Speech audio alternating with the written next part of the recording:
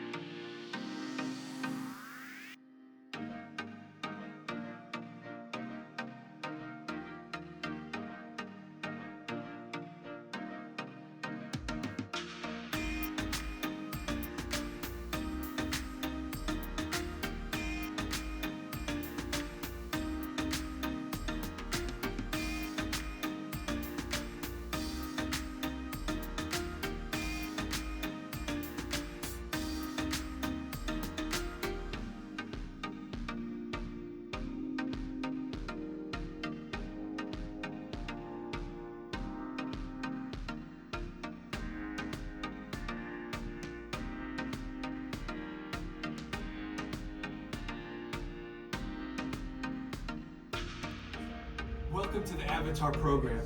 Soon, you're going to have a chance to undertake an amazing Navi rite of passage, flying on the back of this powerful animal called an Ikron, or as we call it, a Banshee. The way you're going to do this is by being matched to something called an Avatar. And I'm here to help you guys get ready. But first, we have to scan you for Pandoran microparasites. Alright everyone, stay on your number and move your arms a bit. Okay, start scan.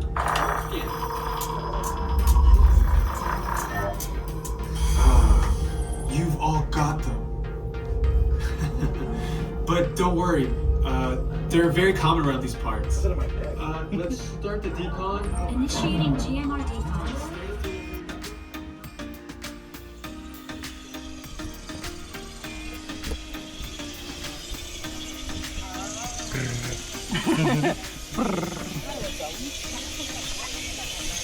Me when you scratch me.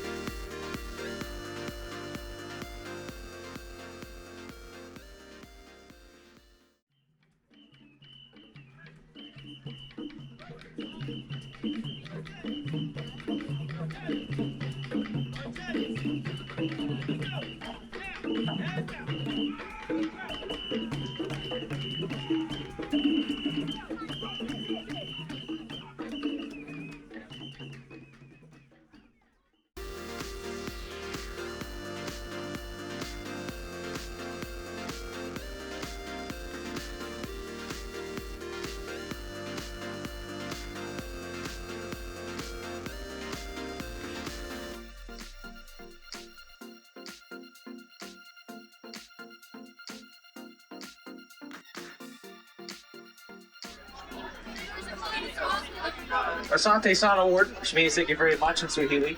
And we say here in Harambe Twende, which means that far, so yeah. But hello everyone, good morning. My name is Brett. I'm going to be your safari guide out onto the Harambe Wildlife Reserve today. Before we head out, got a very short but very important safety reminder for all, so everyone please listen up. At all times, it's critical that everyone remains fully seated, keeping our hands, arms, feet, and legs inside this truck. This applies to our little ones on board as well, so parents, please keep an eye on your kids. Make sure they're not standing. On kids, watch your parents too. Make sure they don't stand up either. Lap sitting for small children is permitted on the safari truck. It's going to help those little ones see a lot better.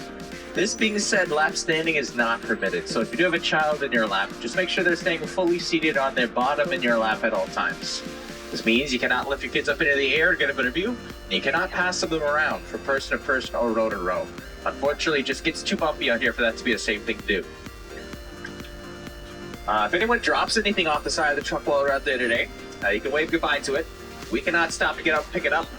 However, I do have a handy-dandy radio up here, which I can use to get in contact with the folks working out on the reserve. So if you do drop something, I'll hop on the radio, give them a call, and we'll work together to retrieve that item for you by the end of the day. That being said, whatever you drop is probably not coming back to you in the same condition you dropped it in, so hold on nice and tight and just up. We're almost up next to head out. Take a look up above you, see some animal spotting guides. Those are going to help us identify any animals you may see while we're out there. We're probably not going to see everything up in that guide, but we usually do get pretty lucky. We're going to try our best to find as many as we can out there today. From a certain point of view, that animal on the sign off to the right side could be considered our first animal of safari. That's a depiction of a sable antelope. They're pretty cool. Kind of like our emblem or logo, I guess you could say. Hopefully we'll see some real sable antelope out there on the reserve. I can tell you more about it and why we chose them. But they live way out on the savanna portion of the reserve. We're going to be starting our safari off in the Little Itiri Forest part of the reserve. Most animals in this first area will be relying more on camouflage rather than speed or agility to avoid their predators. They're also going to be very shy and sensitive to sound here, so want to try to be as quiet as we can be. Keep a very careful lookout in the bushes and behind trees for any animals. Let's see what we can find today.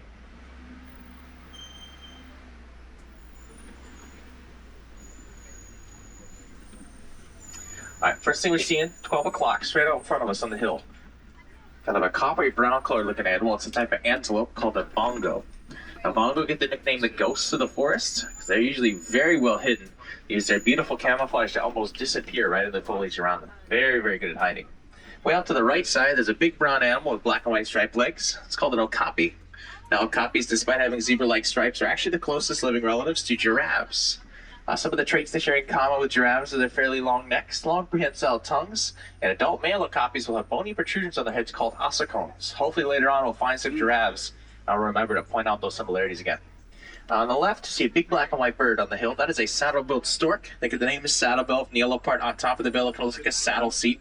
There's actually a mated pair of them who live in the area. We'll hopefully go find the other one. That's the male. You know, some he has those dark brown eyes. The female has bright yellow eyes. Either side of us, there are these kind of tan-colored-looking animals. This is another antelope species. They're called kudu. We can tell they were female kudu because they lacked horns. Similar to deer, only males of this species are going to have headgear, and the horns of male kudu get to about 6 feet long. Speaking of horns, way out on the hillside to the left is a black rhinoceros. Let's go get a closer look. Black rhinos are one of the 2 species of rhino found in this reserve. They're a little bit smaller and a lot less social than their white rhino cousins that hopefully we'll see later on. These black rhinos are typically solitary. Although sometimes the ranges can overlap. Now, unfortunately, back in 2015, due to poaching for those horns, there's estimated less than 5,000 of these beautiful animals left in the whole world. Thankfully, since then, their numbers have almost doubled due to conservation efforts. They are starting to do better, which is great news, a step in the right direction. That being said, there's still plenty of work to be done for the black rhinoceros and many other species of animal around the globe. Oh, and it looks like we're going to see that female saddle-billed stork coming up off to the left here in a second. So again, we saw the male back there, the female's coming up here on the left. And they are a mated pair, so they will stay together for life.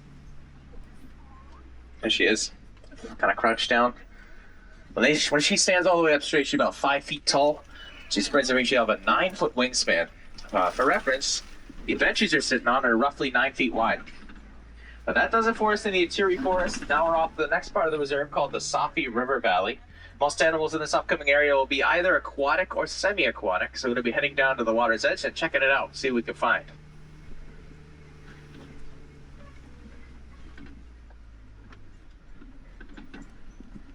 Alright, so it looks like the first things we're going to see are some big white birds down by the water's edge with webbed feet. These are called pink-backed pelicans. They get the name pink-backed from the pink coloration they'll get on their backs during the mating season. They're what's called a colonial nesting species of bird, which means when they build their nest, they'll all in one little spot, kind of all on top of one another. If you look very carefully on the right, there are a couple of hippos. Now, if you're having trouble seeing those hippos, don't worry. I got a good feeling that this whole stretch of river is a hippo sanctuary. The word hippopotamus comes to English via Latin. The Romans got it from the ancient Greeks. It's a 2-part word. So hippos means horse. Potamos means river. Put them together, you get hippopotamus or river horse. There's an appropriate name because hippos typically, instead of swimming along the surface of the water, will sink down to the bottom and run or walk along the river bottom, kind of like a horse would on land. There's another hippo out there on the left there. Now, I've heard people say that hippos don't know how to swim. That's not true. That's a misconception. They definitely can swim. They live in the water. But they a lot of times prefer not to swim. It's much easier for them to sink down to the bottom and push off rather than treading water. We still may see some more hippos up this way. There's some waterfalls where they like to hang out quite a bit just upriver of us. So we'll see.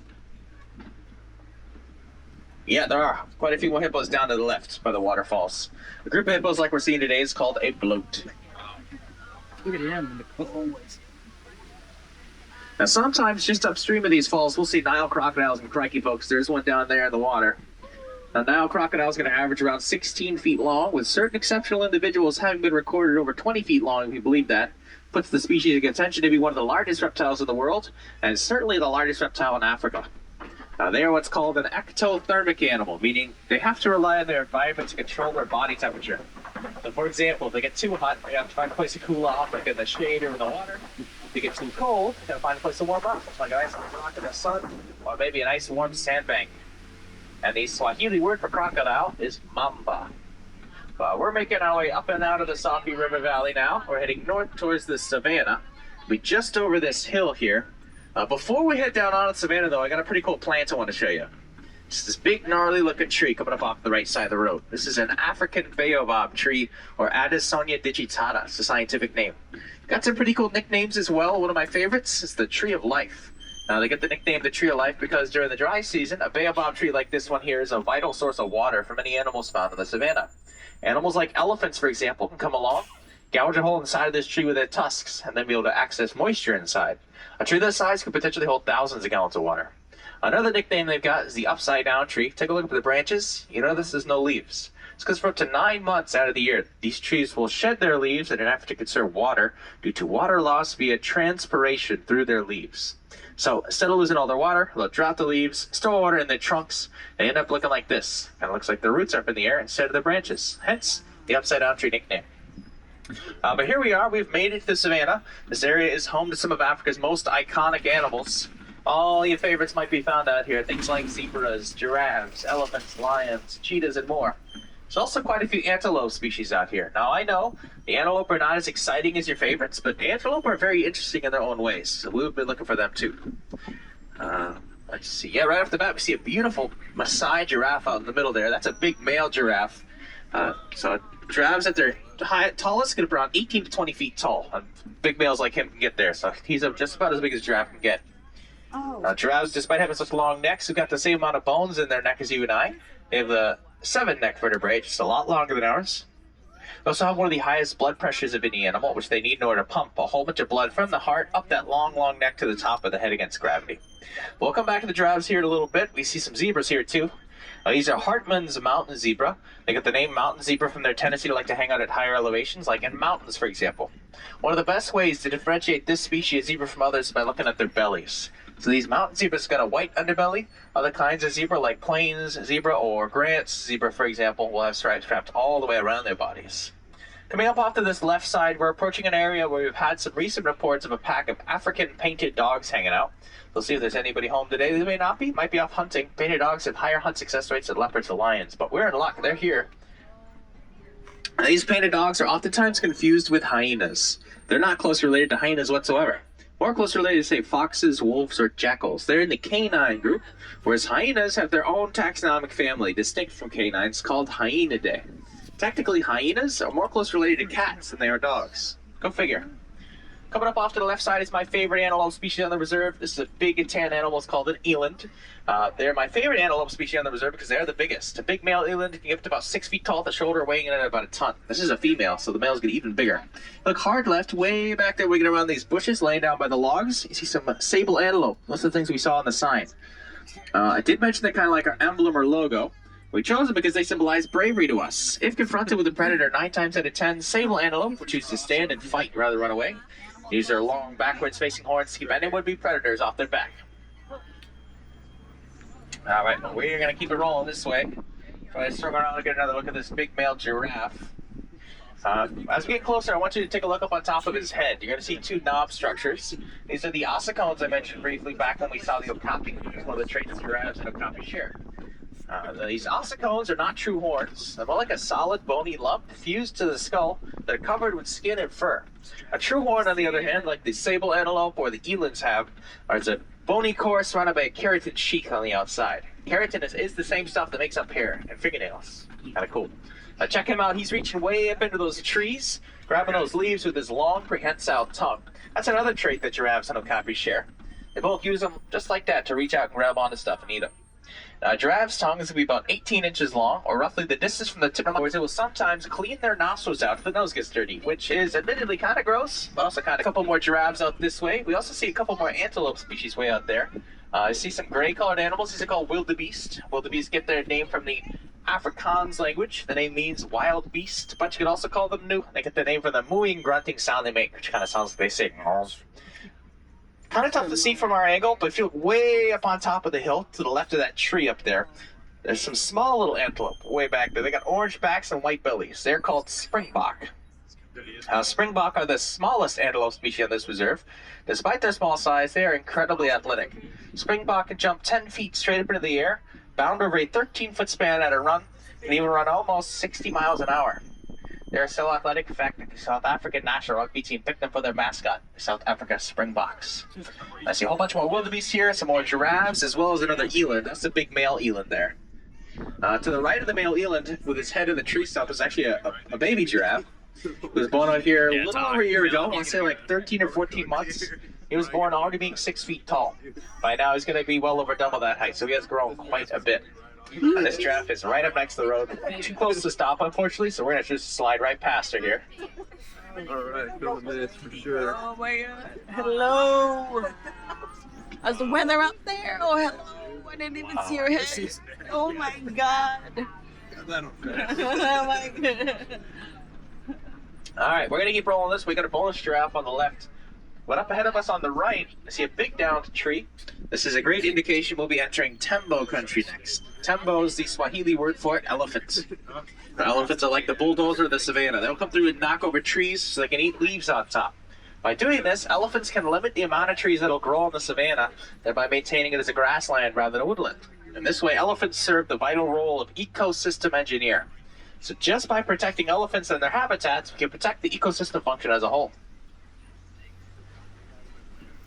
Oh, we do see an elephant out to the right there. We're going to try to swing around this way for a better angle. It looks to be a big bull or male. I'll head around this way for a better look. Right off the bat, I can tell it was a bull or male based off size. If I'm not mistaken, that was the largest elephant that lives in this reserve. Big old bull who we estimate to be just over 12,000 pounds.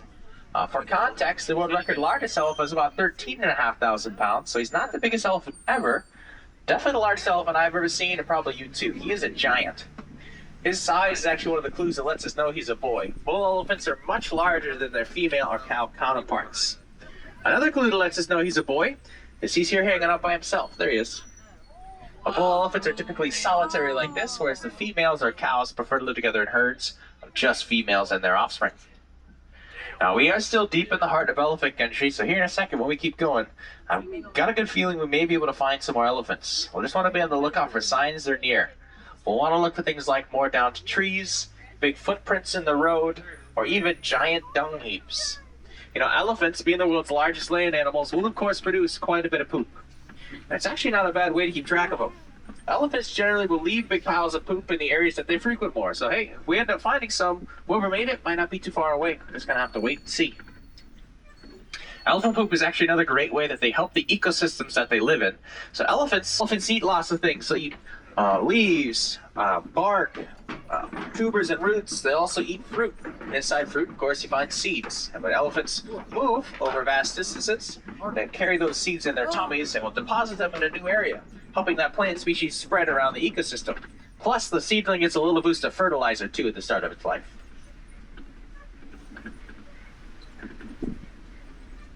This is a great sign there's more elephants in the area.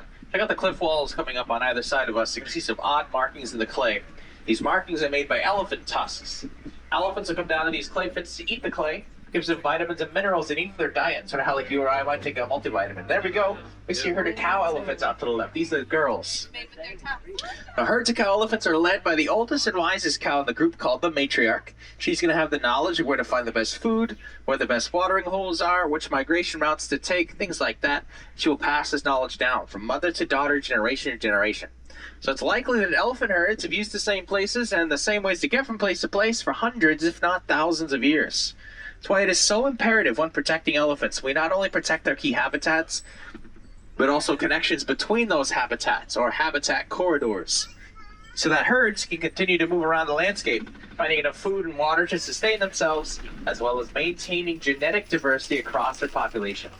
It's critical to their continued existence on this planet. And this principle applies not just to elephants, unfortunately, but to many animal species around the globe. Things like habitat fragmentation and therefore population fragmentation are not problems just for elephants, but countless species. Oh, actually I see a baby elephant down by the big baobab tree. We'll get a closer look here to the right of the baby. Mama was pregnant with that baby for 22 months, if you believe that. That's the longest gestation period of any land mammal. Out to the very left, the elephant, the long tusks, that's the leader of this group, the oldest female. We think that she is probably the grandmother to this baby. So there's 3 generations of elephants right here. I think it's very special. We're going to get a much better look at the springbok off to the right there, too. Let's see. Go here. Yeah, so this is Mama right next to the baobab tree. I think maybe should be over there, too, somewhere. Ooh, Mama's thirsty. A lot of people think that elephant trunks function like straws. Not exactly, they're more like a water gun. So instead of drinking directly through the trunk, they're sucking water into the trunk and then squirting it into their mouth. Them trying to drink through the trunk probably be like you trying to drink through your nose. Not very comfortable. Coming up off to the left here, we found a little flock of greater flamingos. Now, these are not called greater flamingos because they're better than other flamingos necessarily, but because they're bigger. It's the tallest flamingo species. Coincidentally, they're also the palest pink of any flamingo species. They get this color from the food they eat, which is very rich in a vitamin called beta-carotene. This beta-carotene in their diet over time will build up and start to act like a pigment, causing them to turn this beautiful pink color. Another word you can use for a flock, flamingos like this, is a flamboyance. Flamingos. Very fancy. But we're going to head out of elephant country and on to the next part of the reserve now. This next area is called the scrublands. It's kind of like the savannah. There's a lot more trees and bushes here. A big mud wall out in the clearing in front of us. That is a great sign. We may be getting close to the other type of rhino that lives here on the reserve, the white rhinos. All types of rhino love to roll around in mud. It's going to keep them cool on hot days, protect their skin from getting sunburnt, and they let the mud dry on their skin and scrape it off on trees, rocks, or logs. By doing this, rhinos can remove any skin parasites they may have on them, like ticks or mites, as well as any dead skin. In fact, if you look carefully, a lot of the trees in this clearing have mud all caked down on the trunks. That is where rhinos have scraped the mud off, so they should be around here somewhere. Ooh, there's an ostrich way out to the right there. Ostriches are, of course, the largest birds in the world. They hold another world record you might not be aware of. Fastest running animal. That bird can run in excess of 35 miles an hour. It speeds up to 43. They only have 2 toes on each foot. But speaking of speed, up on these hills to our left, you see the fastest land animal there is walking around. There's a cheetah up there. Now the cheetah's top speed is up over 60 miles an hour. But I think it's more impressive than that top speed is their acceleration. This cat can accelerate from 0 to 60 in 3 seconds. Our runner, cheetahs will only sustain that top speed for about 150, maybe 200 yards, and that's really pushing it for them to slow down and rest. They don't catch their prey. This way as well. A group of cheetahs like this is called a coalition. Cheetah. Oh, look at them. Coming up around this bend, we're approaching a big rock formation called the Kopi. Kopis are usually a great place to try and find African lions. Big cats, not like house cats, also love high spots. Kopis like this one we're about to see provide lions with an excellent vantage point. We'll get up nice and high and keep an eye out for prey. Let's see. Oh yeah, there's a lioness up there on the second highest peak. And she's doing what they do best, just lying around. Lions will spend 18 to 20 hours out of the day just resting. They're almost active at night, so they do most of their hunts. It'll actually be the lionesses like her up there that'll initially stay home and protect babies and the territory, kind of like a stay-at-home dad. The side here. Let's keep going. Yeah. Oh, there he is. Now we know it's him, of course. He's got that beautiful mane. We also kind of estimate his age based off the color of the mane. Mane is still very blonde. You think he's pretty young.